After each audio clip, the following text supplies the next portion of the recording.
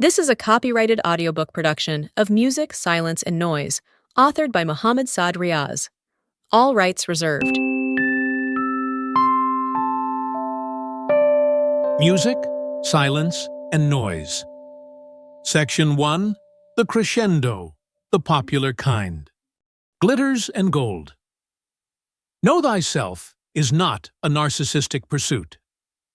Marianne Williamson. What is the one thing common in Donald Trump and Willy Wonka? Their egocentric, self-promoting, and self-interested demeanor that attracts so much criticism. No doubt they, and most of the narcissists, have a great ability to pull and inspire followers. But is it okay to have an unrealistic, inflated sense of self? Not all of the Crescendo are narcissists, but they have all the reasons to be one. School is an ideal place to nip the toxicity of narcissism in the bud and develop healthy self-esteem.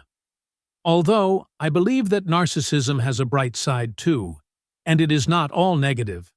However, for the pros of narcissism to shine, it requires empathy. There is always an ongoing debate on narcissism being an extraordinarily useful, even necessary, trait for leadership. CEO of General Electric, John Welch, is a classic example of productive narcissism. He's gifted and creative.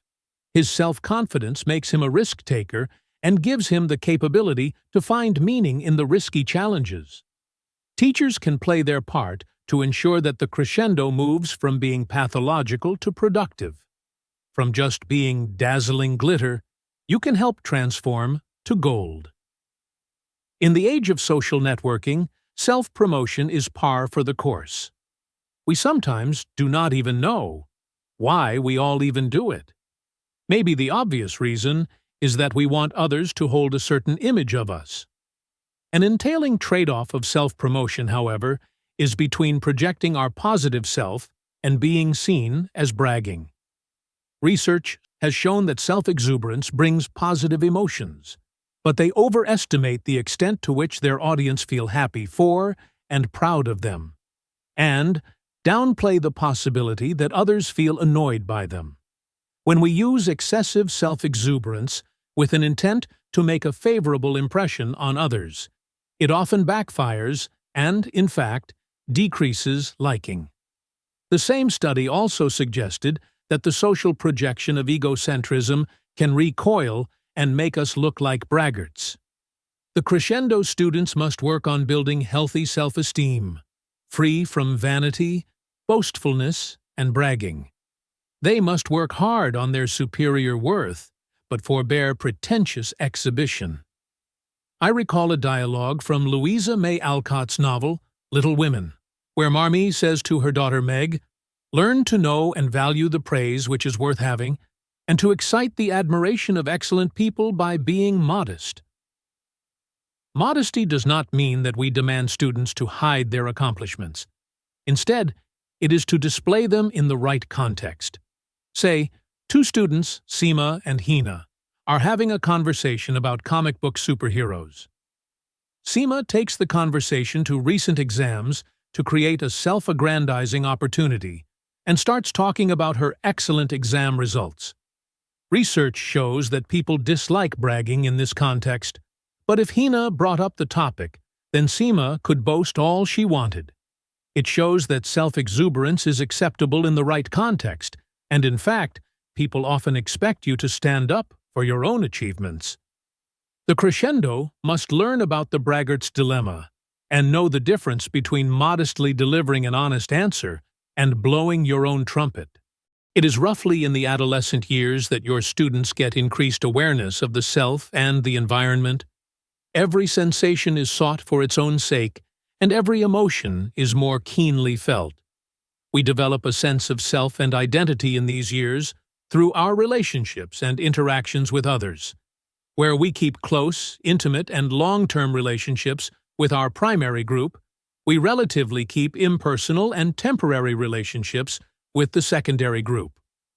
Problems arise when a generation growing up on social media and in cosmopolitan societies confuse the two.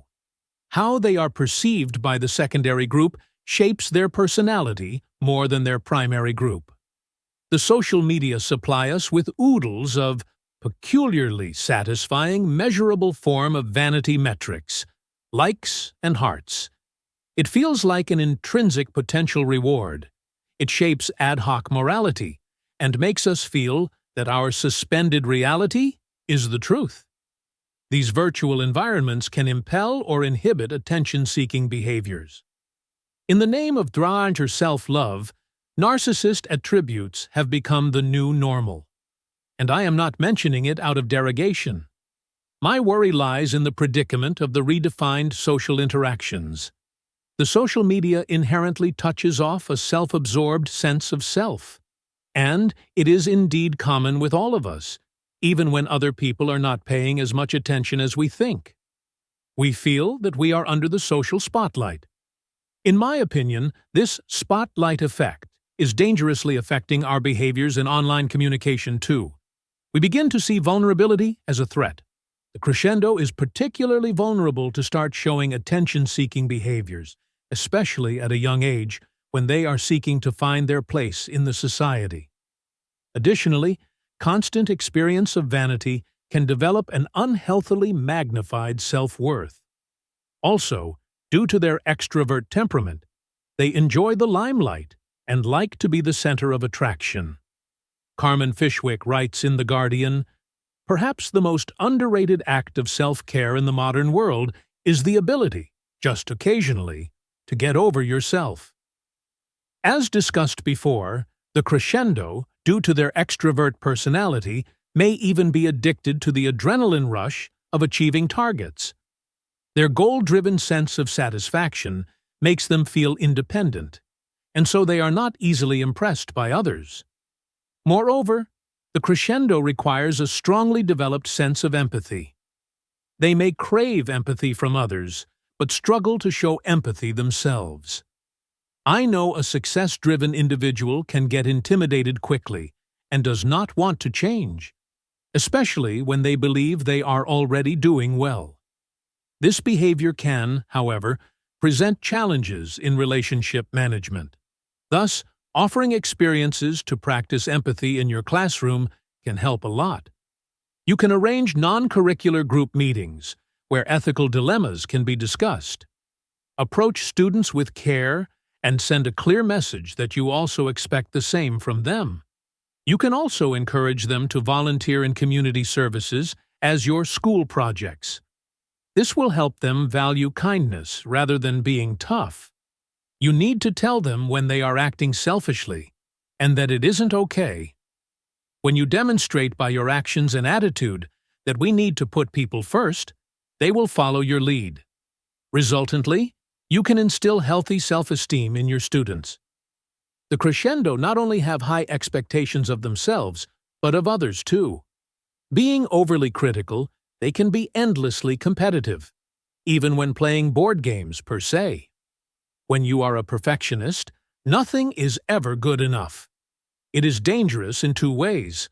Firstly, the irony about ambitions is that if you set your bars too high, you end up feeling unaccomplished. Say, if you wish to be the smartest and the most successful, then you will always feel like a failure. Secondly, you start to despise others being blasé and mediocre.